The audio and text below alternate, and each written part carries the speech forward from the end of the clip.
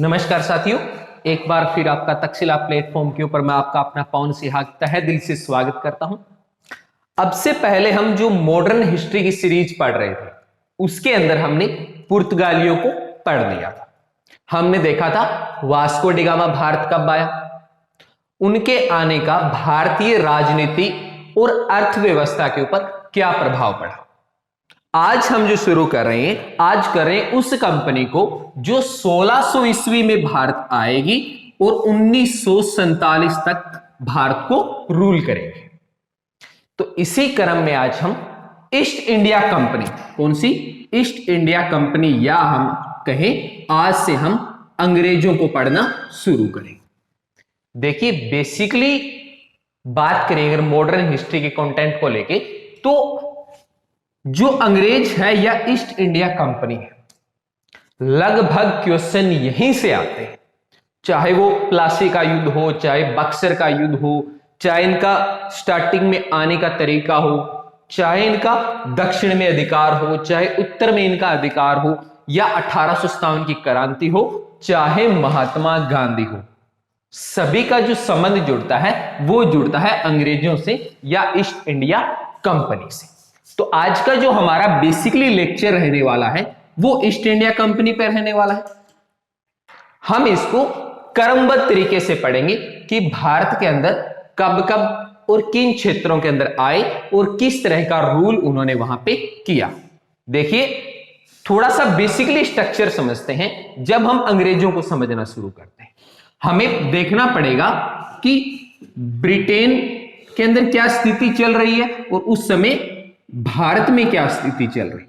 इन दोनों को जानना बड़ा जरूरी होता है, ठीक है ना। यदि बात करें अंग्रेजों की, तो इस समय ब्रिटेन के अंदर रानी एलिजाबेथ, कौन? रानी एलिजाबेथ रूल कर रही है। जबकि भारत के अंदर बात करें, खास करके जब हम मुगल वंश की बात करते हैं, तो इस वक्त क्या होता है, भारत के अंदर अकबर राज कर रहा होता है।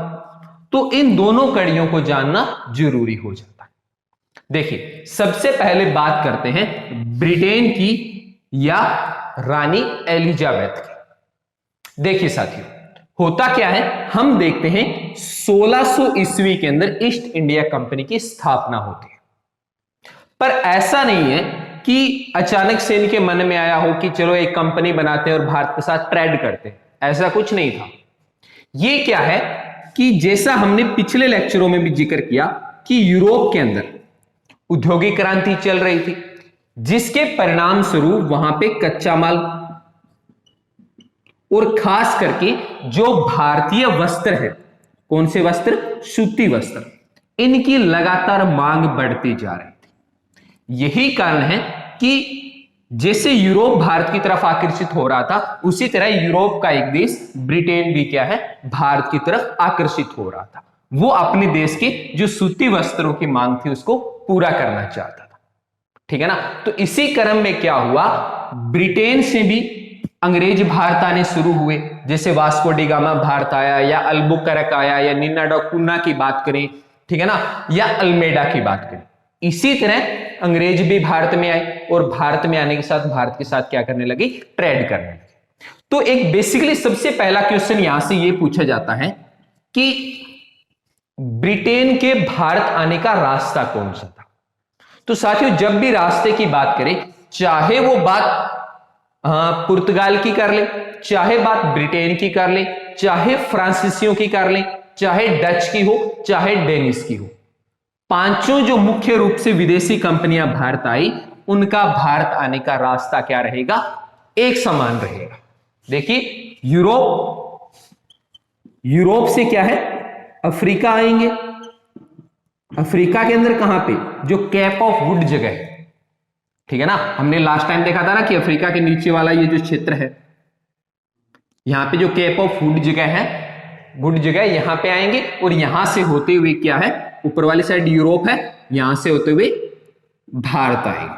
तो सारी कंपनियों का रास्ता एक समान रहेगा, यूरोप, यूरोप से अफ्रीका और अफ्रीका से होते हुए भारत के अंदर आएंगे। और उसके बाद ये भारत में आने के बाद क्या करेंगे, भारत के साथ ट्रेड शुरू करें। तो पहला क्वेश्चन तो हमारा ये हो गया कि ईस्ट इंडिया कंपनी या ब्रिटेन के भारत आने का रास्ता कौन सा था। तो ये रास्ता बिल्कुल वही रहेगा जिस रास्ते से वास्को डी गामा कभी भारत आया था। ओके, अब दूसरा क्वेश्चन यहां से ये बन के सामने आता है कि पहला अंग्रेज कौन था जो भारत आया। तो पहले अंग्रेज की बात करें तो जॉन मिल्डन हॉल। कौन? John Mildenhall. ये क्या है? वो पहला अंग्रेज है जो भारत आएगा। दूसरा बड़ा क्वेश्चन क्या बनता है कि भारत आने वाला प्रथम अंग्रेज कौन सा है? तो जॉन मिल्डन हॉल, जो कि 1599 कब आए थे? 1599। ये क्या है? भारत आए। देखिए, यदि ब्रिटेन की या इंग्लैंड की रानी एलिजाबेथ से ईस्ट इंडिया कंपनी व्यापार की परमिशन लेके आएंगे तो उससे पहले भारतीय स्थिति को जानना तो जरूरी होगा, किसी को तो भारत आना पड़ेगा ना। तो इसी क्रम में क्या है, जॉन मिल्डन हॉल 1599 में क्या होते हैं? भारत आते हैं। और भारत आने के बाद क्या काम करते हैं? ये 1600 ईस्वी के अंदर क्या काम करते हैं? ईस्ट इंडिया कंपनी की स्थापना करते हैं। ठीक है ना? दो क्वेश्चन यहां से कंफर्म हो गए। अब बात आती है कि ईस्ट इंडिया कंपनी या जो पहला अंग्रेज भारत आया वो किस जहाज से आया। कई बार क्या होता है साथियों कि जहाज का नाम पूछ लेता है। ठीक है ना? आप मेरे को कमेंट सेक्शन में बताएंगे कि वास्को डी गामा किस जहाज से भारत आया था। खास करके जो एसएससी का जो पेपर का फॉर्मेट रहता है उन एग्जाम के अंदर इस तरह के जो पेचीदा से सवाल होते हैं उनको ज्यादा पूछा जाता है।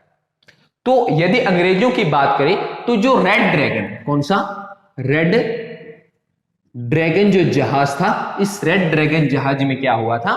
अंग्रेज भारत आए थे। तो ये अगला मुख्य क्वेश्चन बन गया कि अंग्रेज किस जहाज में भारत आए? रेड ड्रैगन में। पहला अंग्रेज कौन आया? जॉन मिल्डन हॉल, जो कि 1599 में आए। और किस रास्ते से आए? तो अफ्रीका से होते हुए ये भारत आए थे। यहां तक कोई दिक्कत साथियों? एक बार इसको सारे को साफ कर दो। चलिए, जो भी समस्या हो ना साथ साथ बताते रहिए और लाइक कमेंट और शेयर जरूर करते रहिए। ठीक है ना? क्योंकि आपके लाइक कमेंट शेयर ही हमारे लिए क्या है? एनर्जी का काम करेंगे। और जैसा कि अभी दोबारा लॉकडाउन लग गया है, देखिए बड़ी विडंबना की बात है कि मेरे देश के अंदर रैलियां चल रही है, वहां लोग लाखों की संख्या में इकट्ठे हो रहे हैं। और जहां सैकड़ों स्टूडेंट इकट्ठे हो रहे थे जो भारत की नींव डालने का काम कर रहे थे, उनको कोरोना काल का हवाला दे दिया जाता है। तो चलिए, सरकार अपनी तरफ से जो भी है कर रही है, मैं उसके ऊपर सही गलत की कोई टिप्पणी नहीं करूंगा। हमें अपना कार्य करना है, अपनी स्टडी को सुचारू रूप से जारी रखना है और अपने स्वास्थ्य का खास ध्यान रखना है। चलिए, तो अब बात होगी सारी की सारी ईस्ट इंडिया कंपनी पे कि ईस्ट इंडिया कंपनी का क्या कॉन्सेप्ट रहने वाला है। ओके, तो पहली बात हमने देख ली, एक तरफ कौन होगी? महारानी एलिजाबेथ। कौन होगी? एक तरफ महारानी एलिजाबेथ रहने वाली है जो कि ब्रिटेन की रानी है। ठीक है ना? और दूसरी तरफ भारत के संदर्भ में बात करें तो यहां पे क्या है? अकबर राज कर रहा है। ठीक है ना? क्योंकि देखिए भारत के अंदर पूर्वी क्षेत्रों में अलग राज्य है, दक्षिण भारत में जाएंगे तो अलग तरह का राज है। पर मुख्य रूप से देखा जाए तो यहां पे मुगल वंश जो है वो ज्यादा शक्तिशाली है और मुगल वंश के ऊपर ही हमें डिस्कशन करना है। क्योंकि चाहे मैं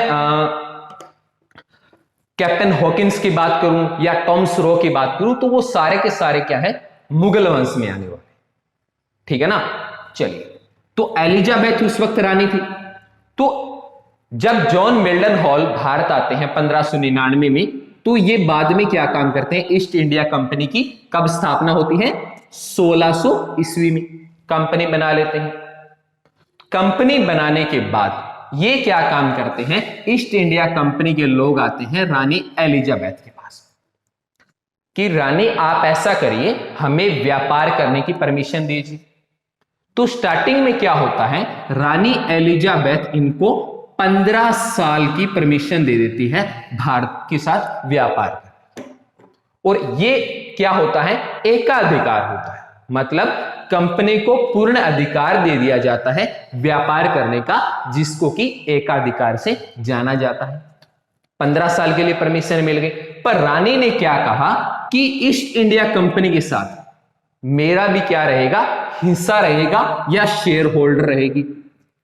तो ईस्ट इंडिया कंपनी में पूछा जाए कि क्या रानी का हिस्सा था, तो बिल्कुल महारानी एलिजाबेथ का भी क्या था, इसमें हिस्सा था। ठीक है ना। कई बार कंपनी के बारे में पूछ लेते हैं, क्या ये कंपनी सरकारी थी? जी नहीं, ये कंपनी सरकारी नहीं थी।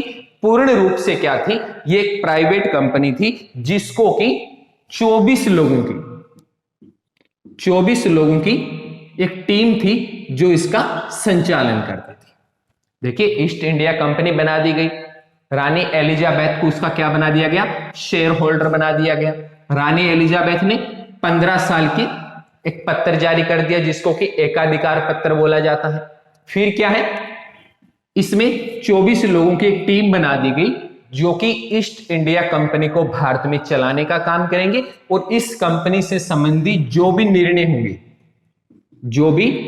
होंगे उनको कौन लेंगे, ये 24 लोगों की टीम लेगी। क्योंकि इस वक्त भारत के अंदर पुर्तगाली भी है। भारतीय राजवंशों की बात करें तो हमें पता है अकबर का काल है, तो स्ट्रॉन्ग मुगल काल भी चल रहा है। यहां आने के बाद अचानक से आप धक्काशाही नहीं कर सकते, और व्यापारिक परमिशन लेना भी इतना आसान नहीं है। तो ऐसे में क्या है, एक मिनट साथियों, पानी पी लेता हूं थोड़ा सा।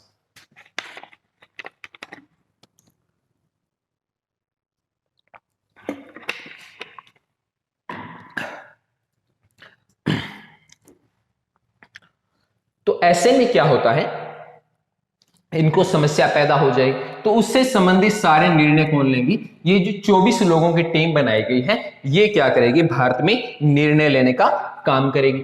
तो अगर 24 लोगों की टीम बनाकर रानी भारत भेज रही है ईस्ट इंडिया कंपनी को, तो कोई ना कोई तो इसका गवर्नर होना चाहिए ना।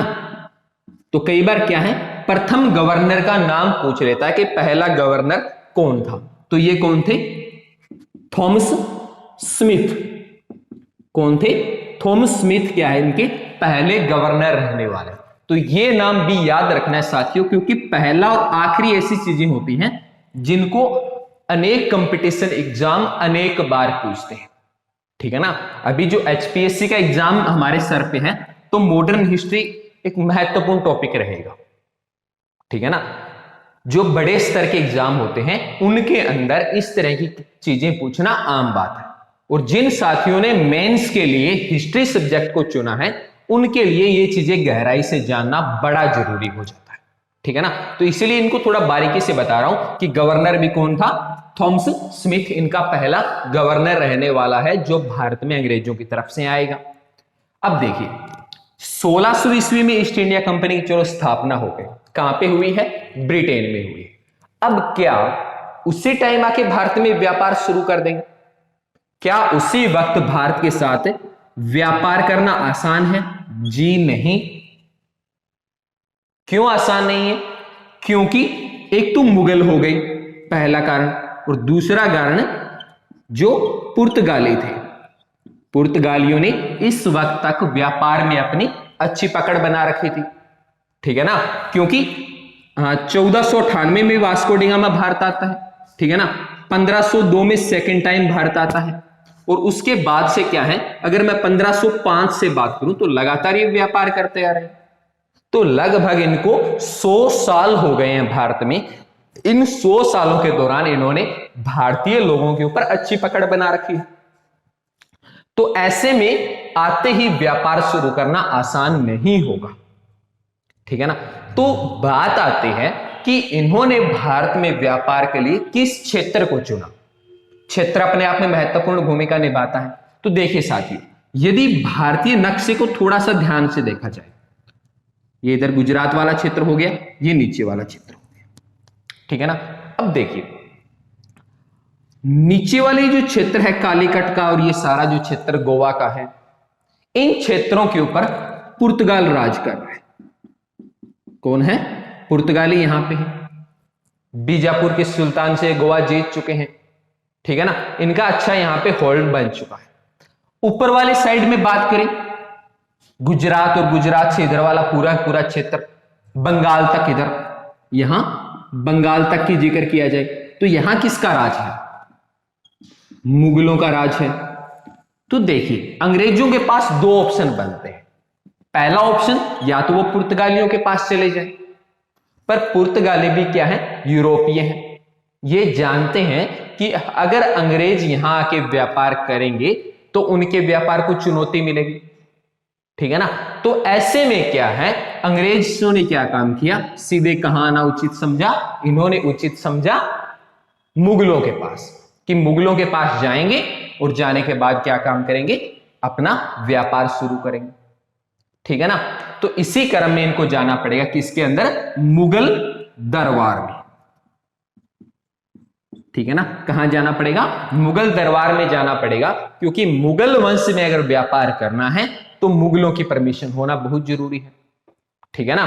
देखिए अंग्रेजों के लिए बड़ी चुनौती कब तक रहेगी? 1707 तक। कब तक? 1707 तक, जब तक औरंगजेब की मृत्यु नहीं हो जाती। 1707 में क्या होता है? औरंगजेब की मृत्यु होती है। उससे पहले तक अंग्रेजों के लिए बड़ी चुनौती है मुगल का, इससे निपट पाना इनके लिए आसान नहीं है। तो ऐसे में क्या है, इनसे परमिशन लेना बड़ी जरूरी है। तो इसी क्रम में क्या होता है, एक घटना और घटती है। समय है 1609 का। इससे पहले कब? 1609 का। 1609 में क्या होता है, रानी एलिजाबेथ का समय हो जाता है समाप्त। यहां आते हैं राजा जेम्स। कौन?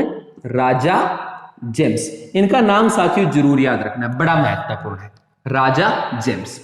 राजा जेम्स क्या काम करते हैं? एक पत्र जारी करते हैं। देखिए पहले रानी एलिजाबेथ एक पत्र जारी कर रही है, जिसके अंदर ये 15 सालों का समय की बात कर रही है। दूसरा पत्र कौन जारी कर रहा है? राजा जेम्स एक पत्र को जारी कर रहा है। इस पत्र में क्या काम क्या करता है कि ईस्ट इंडिया कंपनी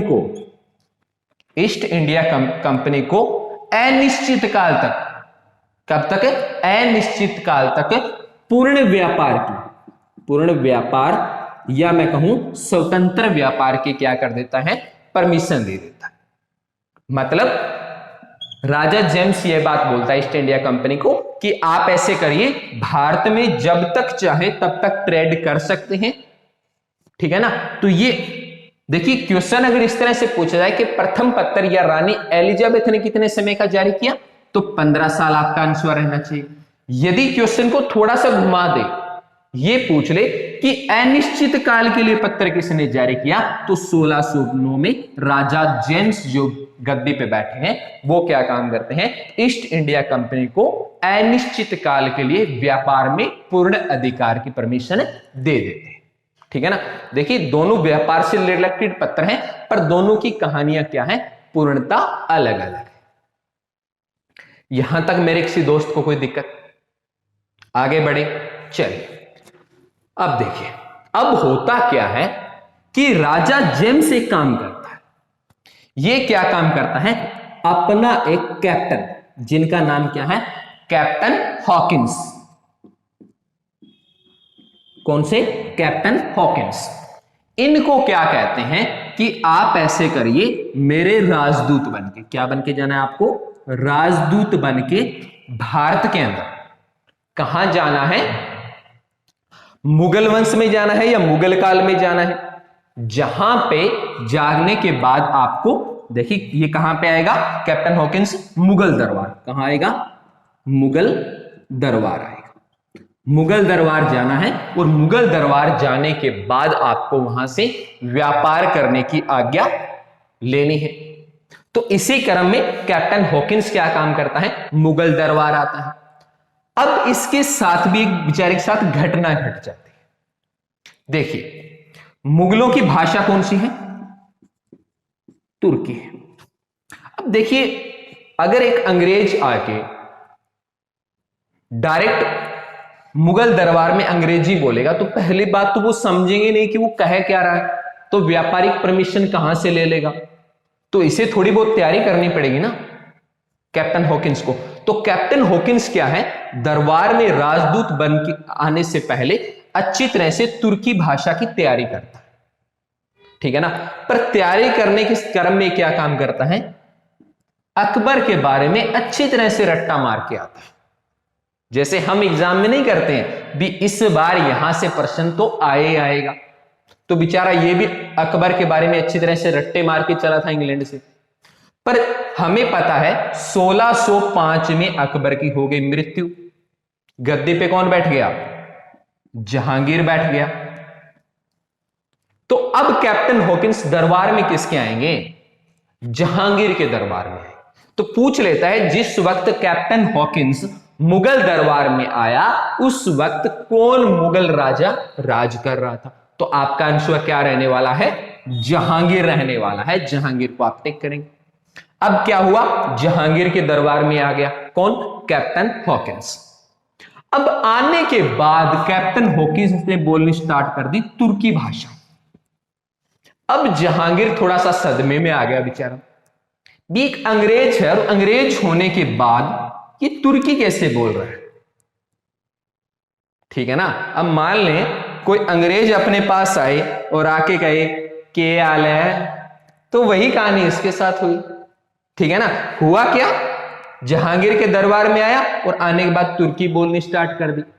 तो जहांगीर तो इससे बड़ा खुश हो गया कि भाई कमाल है, एक अंग्रेज तुर्की बोल रहा है। तो इसीलिए कैप्टन हॉकिंस को क्या काम करता है, अंग्रेज खां की, किसकी, अंग्रेज खां की उपाधि कैप्टन हॉकिंस को देता है। कौन देता है, जहांगीर। ये बड़ा ही इंपॉर्टेंट क्वेश्चन है, कौन सा, कि अंग्रेज खां की उपाधि किस अंग्रेज को दी गई थी, तो किसको दी गई थी, कैप्टन हॉकिंस को दी गई थी। किसके द्वारा दी गई थी, जहांगीर के द्वारा दी गई थी, ठीक है ना। चलिए, एक तो इनको उपाधि दे दी गई अंग्रेज खां की, दूसरा क्या हुआ, इनको 400 की मनसबदारी भी दे दी। क्या दे दी, मनसबदारी। देखिए दो चीजें इनको मुख्य रूप से मिली, एक तो अंग्रेज खां की उपाधि मिली और दूसरी इनको क्या मिली, 400 की मनसबदारी मिली। इन्होंने कहा चलो ठीक है जी। पर कैप्टन हॉकिंस क्या बात बोलता है कि देखिए मेरा असल में यहां आने का उद्देश्य यहां मनसब लेना नहीं है, मैं तो यहां व्यापारिक परमिशन के लिए आया हूं। तो आप ऐसे करिए श्रीमान, मुझे व्यापार की परमिशन दे दीजिए। तो आरंभ में क्या होता है, इनको सूरत वाला जो क्षेत्र है, कहां का, गुजरात का, सूरत वाले क्षेत्र में इनको व्यापार करने की परमिशन मिल जाती है। कब, 1613 में। देखिए ये महत्वपूर्ण डेट है। क्वेश्चन ये पूछा जाए कि अंग्रेजों ने अपनी पहली व्यापारिक कोठी कहां स्थापित की, तब तो आपका जवाब क्या रहने वाला है, 1611। कहां पे, मसूलीपट्टनम, ठीक है ना। 1611 में कहां पे, मसूलीपट्टनम जो क्षेत्र है।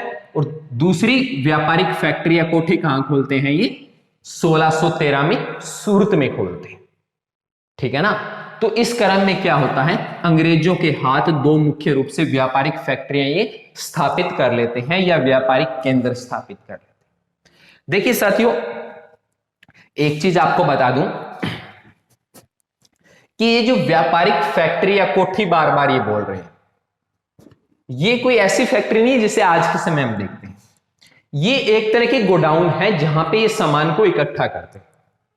देखिए एक चीज को समझना जरूरी है कि अगर मैं अंग्रेजों की और पुर्तगालियों की व्यापारिक तुलना करूं तो अंग्रेज मुख्य रूप से किसका व्यापार करते हैं, भारतीय सूती वस्त्र का। किसका, सूती वस्त्र का व्यापार करते हैं। और यदि पुर्तगालियों की बात करें तो ये जो स्पाइस मसाले होते हैं, इन मसालों का व्यापार मुख्य रूप से करते हैं। देखिए जरूर दो ये यूरोपीय कंपनी है, पर दोनों का व्यापारिक क्षेत्र अलग अलग है। एक सूती वस्त्र में ज्यादा दिलचस्पी दिखा रहे हैं, तो दूसरे क्या है, मसालों के व्यापार में ज्यादा दिलचस्पी दिखा। तो यहां तक की कहानी साथियों सारी क्लियर हुई है। कमेंट सेक्शन में बताते रहिए लेक्चर कैसे लग रहा है, ठीक है ना। क्योंकि मैं ये चाहता हूं कि चाहे एक क्लास पे समय 10 मिनट ज्यादा लग जाए, पर जितना कंटेंट पढ़े उसमें से पीछे क्वेश्चन नहीं रहना चाहिए। जितने संभावित क्वेश्चन बन रहे हैं उनको ज्यादा से ज्यादा डिस्कशन करने की कोशिश कर रहे हैं। तो बेसिकली जितने यहां से क्वेश्चन बन रहे थे, कैप्टन हॉकिंस को लेके हो, चाहे मुगलों को लेके हो, चाहे रानी एलिजाबेथ को लेके हो, चाहे राजा जेम्स को लेके हो, तो ये सारी चीजें हमने यहां तक क्या कर ली, अपनी क्लियर कर ली। ठीक है, आगे बढ़े। ठीक है,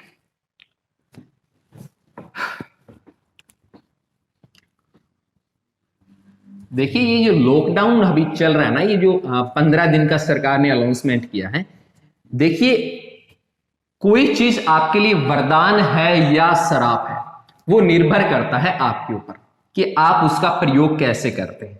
यदि इसको एक लॉकडाउन मान के सीधा घर में चुपचाप बैठे रहेंगे तो ये लॉकडाउन आपके लिए श्राप बन जाएगा। परंतु आप दूसरी तरफ ये सोच लो कि इन 15 दिन के अंदर अपने पूरे सिलेबस को कवर करके रखना है, तो यही चीज आपके लिए क्या होगी, वरदान साबित होगी। ओके ओके, अच्छा एक क्वेश्चन और बताइए साथियों कि फोर्ट सेंट जॉर्ज, कौन सा, फोर्ट सेंट जॉर्ज कहां पे है, आपके लिए कमेंट सेक्शन के लिए क्वेश्चन छोड़ रहा हूं मैं कि फोर्ट सेंट जॉर्ज कहां पे है। आपको चलो ऑप्शन दे देता हूं, Madras, B Calcutta, C Bengal, D Bombay. इन चारों में से इस क्वेश्चन का कौन सा जवाब बिल्कुल सही रहेगा? फोर्ट सेंट जॉर्ज कहां पे है? Option A Madras, B Calcutta, C Bengal, D Bombay. देखिए मुंबई नाम बाद में बनेगा, बंबई पहले रहेगा, ठीक है ना। तो इसका जवाब मेरे को कमेंट सेक्शन में जरूर देना कि ये कहां पे है। चलिए अब बात करते हैं कि चलो अंग्रेज भारत में आ गए, हल्की फुल्की इनको कुछ परमिशन भी मिल गई। अब थोड़ी सी बात कर लेते हैं कि भारत में आने के बाद इनको व्यापार बढ़ाना है। क्या बढ़ाना है? व्यापार को बढ़ावा देना है। तो ये तो है नहीं कि पूरे भारत में आए और आते ही कहा वेलकम जी, आइए, आपका इंतजार था, इंतजार कर रहे थे कब आप आओ और कब आप हम पे रूल करो। ऐसा कुछ तो नहीं था ना। देखिए एक चीज के ऊपर थोड़ा सा जिक्र करना चाहूंगा। कुछ लोग कहते हैं ईस्ट इंडिया कंपनी भारत में व्यापार करने नहीं आई, वो सिर्फ भारत को रूल करने आई थी, भारत पे सिर्फ राज करने आई थी। जबकि कुछ कहते हैं कि हम सिर्फ व्यापार करने भारत में आए थे। मैं अंग्रेजी इतिहासकारों की बात कर रहा हूं कि व्यापार करने भारत में आए थे और स्थितियां ऐसी बन गई कि हमें भारत को रूल करना पड़ा, भारत पे राज करना पड़ा। तो ये भी आपके लिए क्वेश्चन छोड़ रहा हूं, हालांकि इसका जवाब मैं खुद दे दूंगा कब, जैसे जैसे अपना चैप्टर आगे बढ़ेगा। मॉडर्न हिस्ट्री काफी लंबा चौड़ा कंटेंट है क्योंकि यहां से क्वेश्चन बहुत आने, ठीक है ना। जितने एग्जाम में इंडिया जीके आती है वहां से मॉडर्न हिस्ट्री अपना कंटेंट डालते ही डालते। चलिए व्यापार बढ़ाने के क्रम में बात करें तो हमें इसको 2 स्टेप में पढ़ना पड़ेगा मुख्य रूप से। एक तो हम देखेंगे उत्तर भारत का कि उत्तर भारत में इनका व्यापार कैसे बढ़ रहा है, और दूसरा हम क्या देखेंगे, जो दक्षिण भारत है, दक्षिण में अपने व्यापार को ये कैसे बढ़ा रहे हैं। क्योंकि ये अंग्रेजों ने देखिए एक बड़ा समझदारी का काम किया था। अचानक आते इन्होंने पूरे भारत पे ध्यान केंद्रित नहीं किया, इन्होंने क्या किया, क्रमबद्ध तरीके से व्यापार को बढ़ाया। तो उत्तर भारत की बात कर रहे थे तो यहां पे क्या है, अभी हम डिस्कशन कर रहे थे कि यहां पे मुगल वंश राज कर रहा है, और मुगल वंश में मुख्य रूप से कौन, जहांगीर का हमने जिक्र किया कि जहांगीर यहां पे राज कर रहे हैं। फिर मैंने कैप्टन हॉकिंस का जिक्र किया कि कैप्टन हॉकिंस क्या है, मुगल दरबार आते हैं, जिनको क्या है, अंग्रेज खां की उपाधि मिलती है, 400 का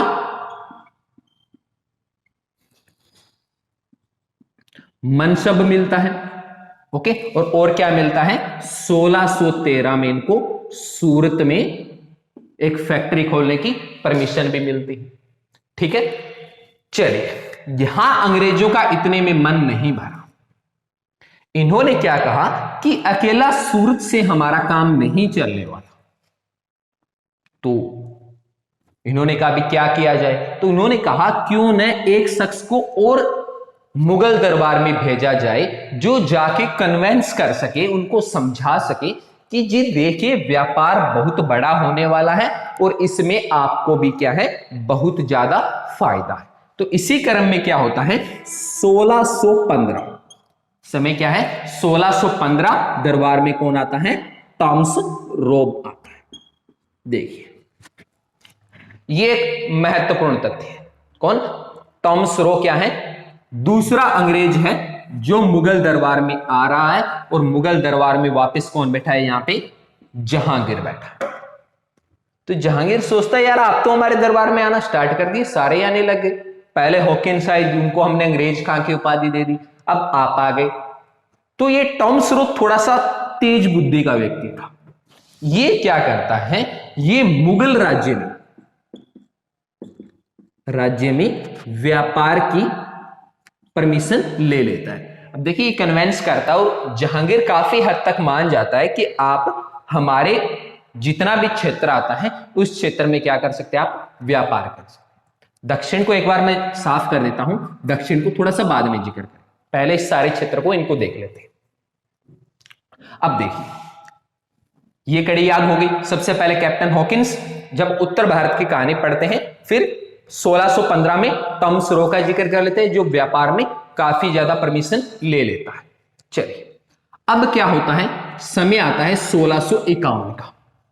1651 में क्या होता है, बंगाल में, अब ये बढ़ना शुरू होते हैं बंगाल की तरफ। बंगाल में एक क्षेत्र है हुगली, कौन सा, हुगली।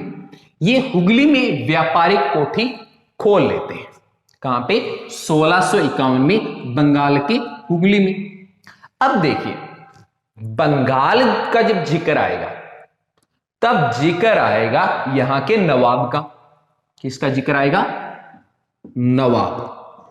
देखिए सबसे ऊपर मुगल राजा हुआ करता था। मुगल राजा क्या काम करता था, मुगल राज्य या मुगल क्षेत्र काफी बड़ा था, उस पे आसान तरीके से रूल करने के लिए ये क्या काम करते थे, अपने क्षेत्रों को बांट देते थे, उनमें अलग अलग नवाबों को नियुक्त करते थे। तो इन्हीं के समय में क्या हुआ, एक नवाब है जिसका नाम है शाह शुजा। क्या नाम है, शाह शुजा। शाह शुजा के पास जाते हैं। देखिए पहले मुगलों से परमिशन लेनी पड़ेगी, जब मुगल बादशाह परमिशन दे देगा बंगाल में व्यापार करने की, और किस क्षेत्र में, हुगली पे, तब क्या होगा, नवाब के पास जाएंगे और नवाब का नाम क्या देखने को मिलेगा आपको, यहां पे शाह शुजा देखने को मिलेगा। शाह शुजा क्या है, एक निशान जारी करता है। क्या जारी करता है, निशान। देखिए निशान का मतलब यहां पे एक पत्थर से होता है, एक ऐसा पत्थर जो इनको व्यापारिक छूट दे दे। अब देखिए पूछा जाता है कि निशान जारी किसने किया था, तो निशान जारी करने का संबंध किससे रहेगा, शाह शुजा से रहेगा, जो क्या काम करते हैं, 3000 के, कितने पे, 3000 के वार्षिक कर पे, 3000 के वार्षिक कर पे बंगाल में व्यापार करने का, बंगाल में व्यापार करने का एकाधिकार पत्र इनको जारी कर देता है। देखिए एक तो पहले रानी एकाधिकार पत्र जारी कर रही थी, जिसके तहत कंपनी यहां के व्यापार कर सकती थी। अब क्या हुआ, 1651 में मुगल बादशाह क्या काम करता है, बंगाल का जो हुगली वाला क्षेत्र है उसमें व्यापार करने की परमिशन दे देता है, और बंगाल में एक नवाब है जिसका नाम शाह शुजा है। शाह शुजा क्या काम करता है, एक निशान जारी करता है, और इस निशान के तहत क्या कहा जाता है, 3000 रुपए के वार्षिक कर के ऊपर आप बंगाल के अंदर कर मुक्त व्यापार कर सकते हैं। यहां तक की कहानी समझ में आएगी। देखिए ये भारत में जारी होने वाला प्रथम पत्र है जो अंग्रेजों को मिलेगा। इस तरह के 3 अलग अलग फरमान, ये क्या एक तरह का फरमान है और मुख्य रूप से देखा जाए तो हमें 3 फरमान पढ़ने पड़ेंगे। एक फरमान ये पड़ा है जो कौन जारी कर रहा है, साहस शुजा जारी कर रहा है। दूसरा फरमान हमें फर्रुख शेर का पढ़ना पड़ेगा, ठीक है ना, जो कि 1717 में जारी होगा। और तीसरा हमें गोलकुंडा का पढ़ना पड़ेगा, ठीक है ना। तो मुख्य रूप से 3 फरमान पढ़ने पड़ते हैं। तो एक फरमान हमने पढ़ लिया जो क्या है, साहस शुजा जारी कर रहा है 3000 रुपए के वार्षिक कर के था, ठीक है ना। तो ये क्वेश्चन यहां से पूछ सकता है। अब देखिए इसका थोड़ा सा प्रभाव देख लेता हूं मैं कि इसका प्रभाव क्या रहा। प्रभाव ये रहा कि जब ये निशान या फरमान जारी किया गया तो ये फरमान था सिर्फ अंग्रेजों के लिए। किसके लिए था, अंग्रेजों के लिए, कि अंग्रेज अब कर मुक्त व्यापार कर सकते, 1 साल तक जितना चाहे जैसा चाहे व्यापार कर सकते हैं। चलिए ठीक है। अब क्या हुआ, जो भारतीय व्यापारी, कौन, भारतीय व्यापारी, भारतीय व्यापारियों ने क्या काम किया, अंग्रेजों के पास जाना शुरू कर दिया। इन्होंने कहा देखिए आपने तो 3000 रुपए दे दिए हैं इनको, ठीक है ना, अब क्या है, नवाब हमसे ज्यादा कर ले रहा है, तो आप ऐसे करिए कि उसका आधा कर हमसे ले लीजिए। जैसे मान लेते हैं नवाब ले रहा है 50 रुपए व्यापार में, तो इन्होंने कहा आप ऐसे करिए 25 रुपए ले लीजिए और हमें अपने फरमान हमें भी दे दीजिए, ताकि हम भी बंगाल में मुक्त व्यापार कर सके। और बंगाल साथियों कोई छोटा बंगाल नहीं है, इसके अंदर कौन है, उड़ीसा भी इसके अंदर है और बिहार का क्षेत्र भी इसमें आता है।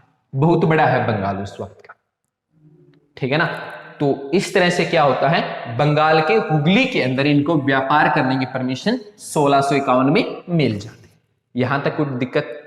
चलिए अब इनकी आगे की कहानी देखते हैं, क्योंकि अंग्रेज जरूर थोड़ा सा समय लगा रहे हैं, पर ये जिस तरह की नीतियां भारत में लेके आ रहे हैं वो नीतियां आगे भारतीय राजाओं के लिए और भारतीय जनता के लिए बहुत ही खतरनाक साबित होगी, ठीक है ना। जैसे जैसे हम देखते हैं रोल्ट एक्ट को आगे देखेंगे, 1857 की रिवोल्ट क्रांति को देखेंगे, अनेक चीजें देखने को मिलेंगी। चलिए उसके बाद क्या होता है, 1698 में, क्रमबद्ध तरीके से पढ़ रहे, छोड़ेंगे नहीं, जो भी चीज इंपॉर्टेंट है बीच में। 1698 में क्या होता है, 3 गांव उनकी क्या कर लेते हैं, ये जमींदारी ले लेते हैं, कि भारतीय राजाओं को बोलते हैं ये 3 गांव दे दीजिए। कौन कौन सा, आप हमें कालीकट दे दीजिए, दूसरा इन्होंने क्या कहा, सुतानती हमें दे दीजिए, और तीसरी जमींदारी आप हमें गोविंदपुर की दे दीजिए। किसकी, गोविंदपुर की दे दीजिए। इन 3 गांवों की आप क्या करिए, हमें जमींदारी दे दीजिए। तो भारतीय लोगों ने कहा चलो जी ठीक है, इसमें कौन सी बड़ी बात है, दे देते हैं। और आगे जाके जो कालीकट है, सुतानती है या गोविंदपुर है, यही आगे जाके क्या बनते हैं, कलकत्ता बनते हैं। क्या बनते हैं, कलकत्ता बनता है, ओके। और जो जॉर्ज नॉक है, कौन, जॉर्ज नॉक, जॉर्ज नॉक जो है इनको कलकत्ता का संस्थापक माना जाता है। ये क्या है, इसके संस्थापक या फाउंडर माने जाते हैं। किसके, कलकत्ता के, कौन, जॉर्ज नॉक। ये क्वेश्चन आ चुका है, इंपॉर्टेंट क्वेश्चन, ठीक है ना, पूछ सकते हैं। 1698 में कौन कौन से क्षेत्र की इन्होंने जमींदारी मांगी थी, तो किसकी, कालीकट की, सुतानती की और गोविंदपुर की। इन 3 की इनको जमींदारी मिलती है। जमींदारी मिलने के बाद ये कोलकाता की स्थापना करते हैं, ठीक है ना। और कलकत्ता का संस्थापक किसको माना जाता है, जॉर्ज नॉक को इसका संस्थापक माना जाता है, ओके। चलिए यहां तक की कहानी सबके क्लियर है। चलिए अब बढ़ते हैं आगे।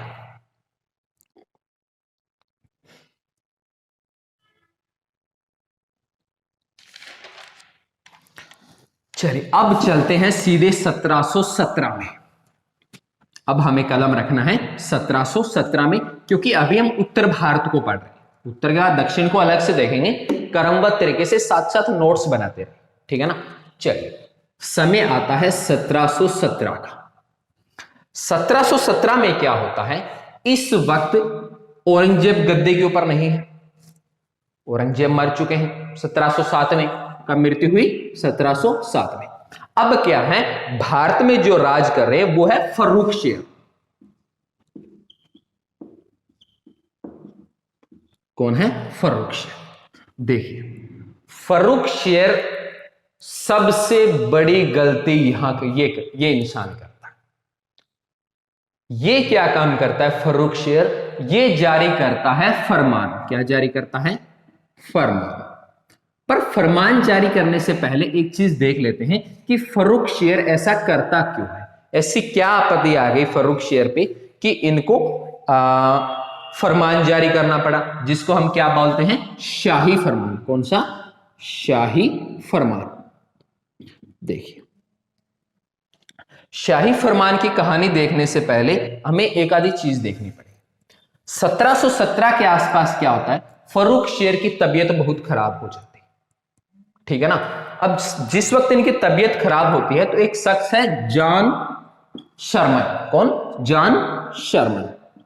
अब जॉन शर्मन को क्या है, एक कमीशन बनाता है, एक टीम बनाता है, ठीक है ना, जिसके अंदर डॉक्टर हैमिल्टन। कौन है? Doctor Hamilton.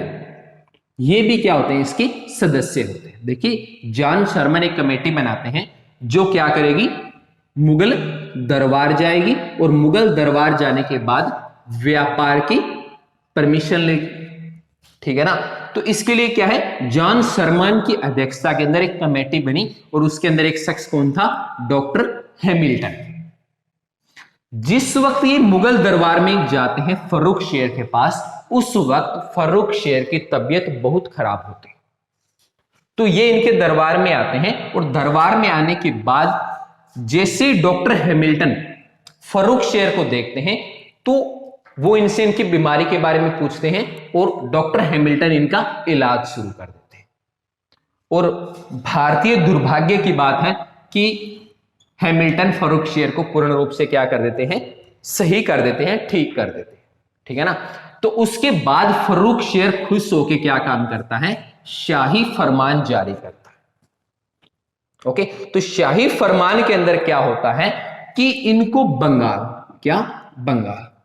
बंगाल में 3000 रुपए के वार्षिक कर पे, इस पे 3000 रुपए के वार्षिक कर पे व्यापार करने का अधिकार मिल जाता है।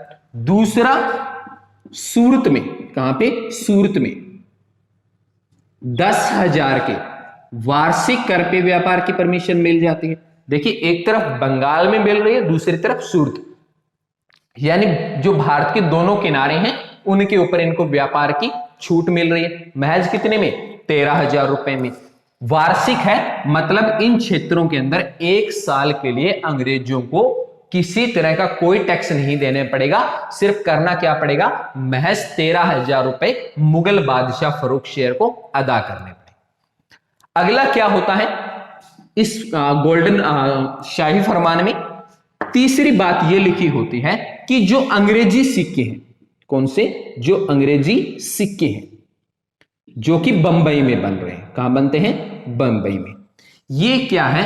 मुगल काल में चलेंगे, मुगल राज्य में चलेंगे। मतलब जहां जहां तक मुगलों का राज है वहां पे अंग्रेजों के बनाए हुए सिक्के क्या है?